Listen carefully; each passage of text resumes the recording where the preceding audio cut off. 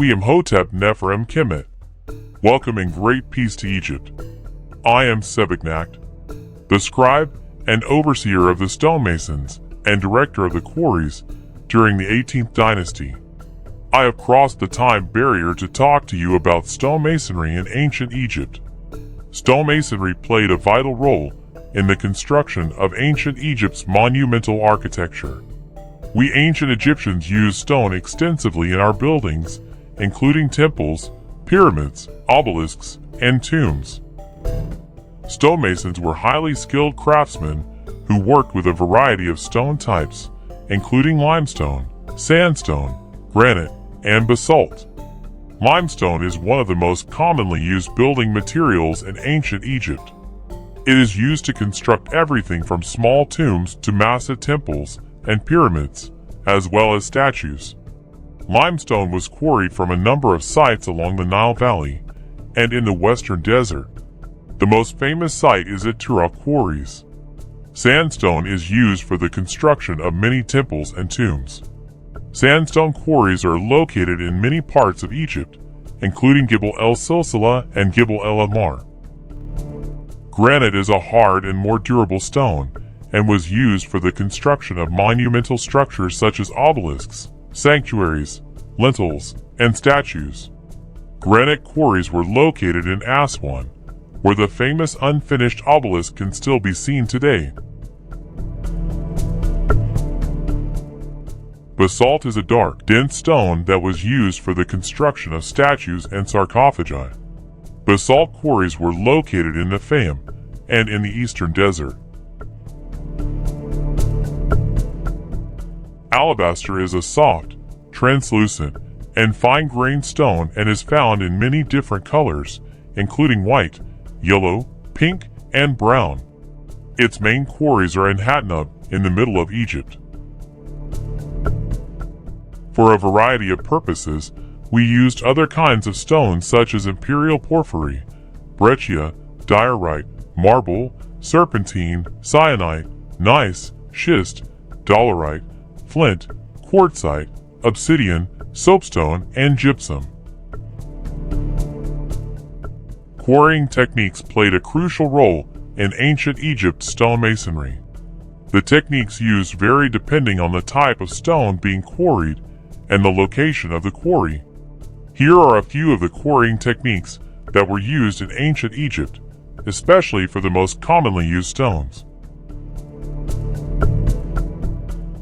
Levering is one of the simplest quarrying techniques that involved using levers to pry stones out of the earth. The Egyptians would drive wooden wedges into a crack in the rock, then soak the wedges with water. As the water expanded the wood, the crack would widen and the stone could be pried loose. The wedging technique involved creating a series of holes in the rock using a copper chisel, then inserting wooden or metal wedges into the holes and soaking them with water. As the wedges expanded, they would crack the rock along predetermined lines. In some cases, we used fire to weaken the rock before quarrying. We would build fires against the rock face, then spray the hot rock with cold water.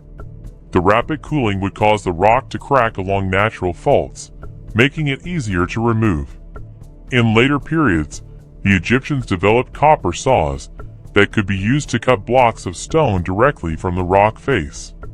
These saws were powered by a hand-cranked device and were capable of cutting through even the hardest stone. However, this is hard to comprehend, as copper is weaker than granite and igneous stones, although its landmarks can be seen on bedrock.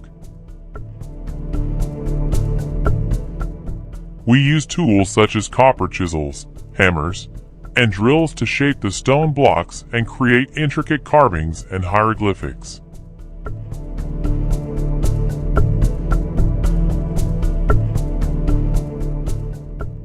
As well, we used a variety of tools and materials for polishing the stones we used in our buildings. Here are a few examples. Copper chisels were used to create the initial shape of the stone, but they were also used for polishing. We used a copper chisel to scrape the surface of the stone, creating a smooth and polished surface. sand, was used as an abrasive material for polishing stones. The Egyptians would rub the stone with sand using a circular or back-and-forth motion to create a smooth surface. Was used as an abrasive material with saws of drills for drilling and polishing hard stones, such as granite. We use flat stones to create a smooth surface, and rubbing stones to polish the surface and create a shine. The most famous examples of our monumental stonework are the Great Pyramids of Giza, the Karnak Temple,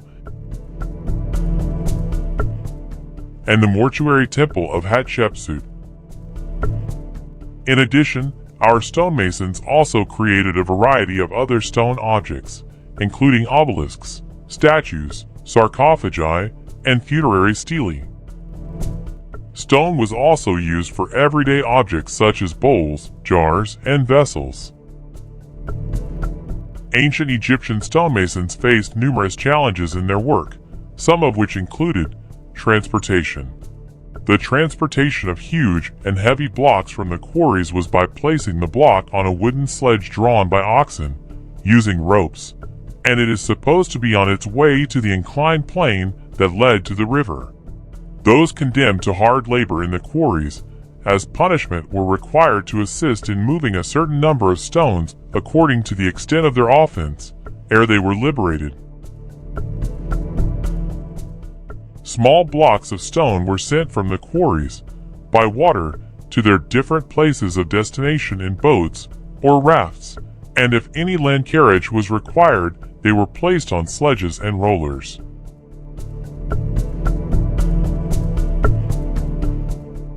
The stones were placed on top of wooden logs or rollers, which were then pulled along the ground using ropes or by pulling them with teams of workers or animals. The stones were loaded onto large barges, which were then pulled upstream using ropes or by rowing. Ramps were used to transport heavy stones and statues up slopes or into buildings. The ramps were made of earth or stone and allowed workers to drag the stones up to their final resting place. The use of levers and a sort of crane, which is mentioned by Herodotus in describing the mode of raising the stones from one tier to another when they were building the pyramids. The transportation of the statue of Djehuti-Hotep is a real example of the transportation of giant statues. It is an alabaster statue 13 cubits high representing Djehuti-Hotep, the governor of the Nome of the Hair, which you call now Al-Bursh. It had to be conveyed to the temple of the town. It is fastened by a very strong rope to an immense sledge. Sticks are thrust through this rope to prevent it from slipping off, and the pieces of leather are placed underneath to protect the statue from being rubbed by the rope. Not less than 172 men are harnessed by 4 long ropes to this enormous load.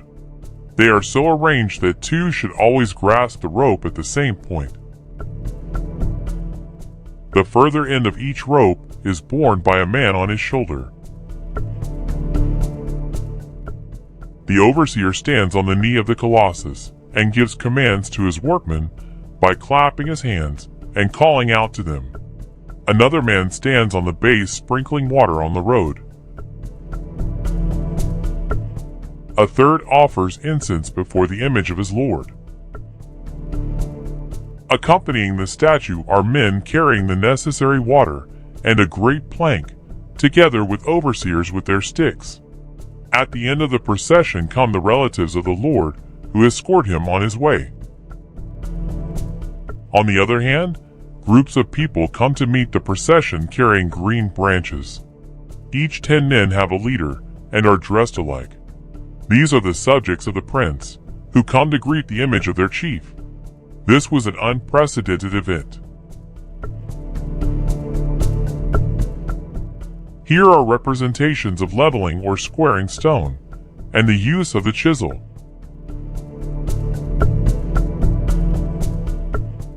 Some are represented polishing and painting statues of men, sphinxes on small figures, and 2 examples occur of large granite colossi surrounded with scaffolding on which men are engaged in chiseling and polishing the stone. The painter followed the sculptor to color the hieroglyphics he had engraved at the back of the statue.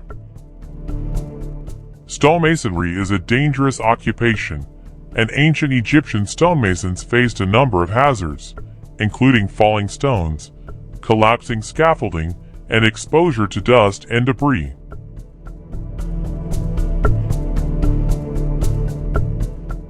Imhotep, whose name translates to "he who comes in peace," served as vizier and chief architect to Pharaoh Djoser of the 3rd dynasty, circa 2670 BCE. His revolutionary contribution to architecture was the step pyramid at Saqqara, which stands as the world's first monumental stone building.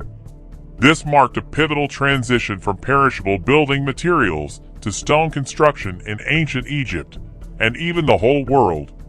Imhotep's legacy was so profound that he achieved deification approximately 2 millennia after his death, becoming revered as a god of medicine and healing.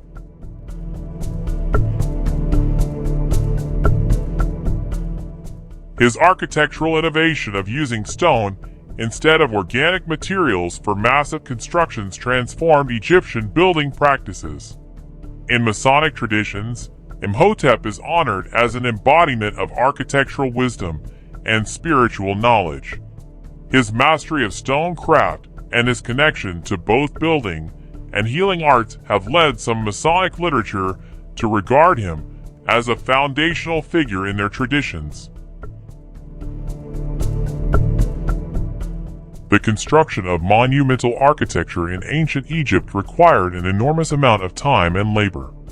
The Great Pyramid took 20 years to be built. The Karnak Temple was built over 2,000 years.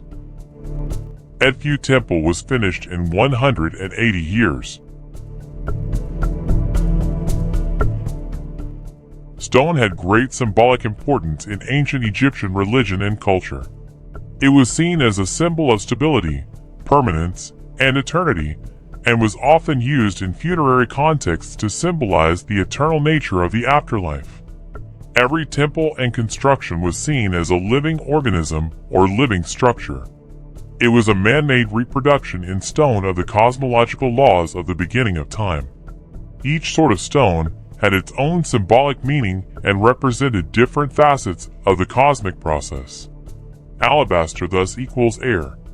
Sandstone is equal to earth. Limestone equals water. Granite is equal to fire. Each of these stones possesses a distinct divine power with clear cosmological significance. The ancient Egyptians were skilled at making stone vessels, which were used for a variety of purposes, including serving food and drink, holding cosmetics and perfumes, and as funerary objects.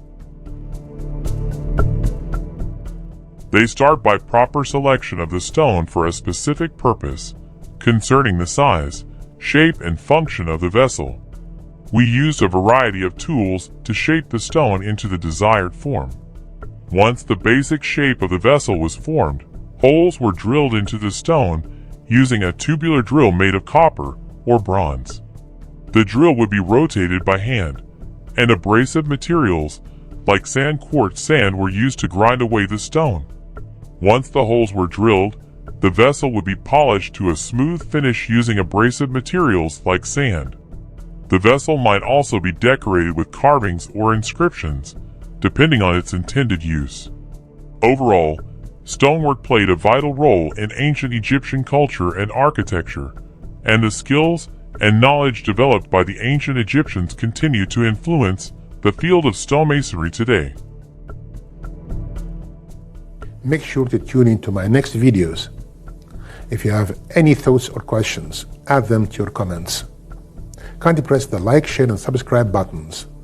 I'm Farag Al-Sharabasi. See you in the next episodes. Thank you.